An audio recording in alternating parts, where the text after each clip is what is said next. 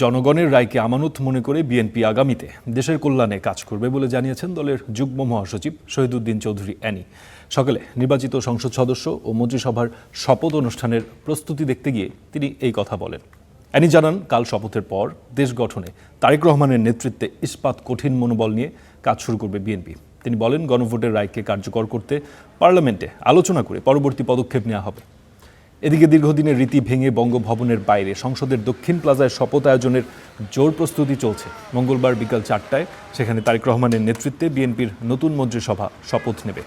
অনুষ্ঠান পরিচালনা করবে মন্ত্রিপরিষদ বিভাগ। তার আগে সকাল 10টায় জাতীয় সংসদ ভবনে শপথ নেবেন নতুন সংসদ সদস্যরা। এ উপলক্ষে সকালে সেনাবাহিনী, পুলিশ সহ আইনশৃঙ্খলা বাহিনীর সদস্যরা কঠোর নিরাপত্তা তল্লাশি চালায়। আগামীকাল সকাল 9:30টায় আমরা সেই শপথ গ্রহণ অনুষ্ঠানে যোগ দেব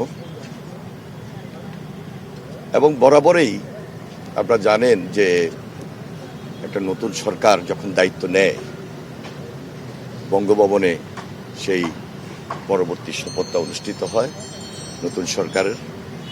কিন্তু এবার একটু উন্মুক্ত পরিবেশে এবং সাধারণ মানুষের সামনেই জাতীয় সংসদের দক্ষিণ প্লাজায় এই শপথ অনুষ্ঠানটি অনুষ্ঠিত হবে।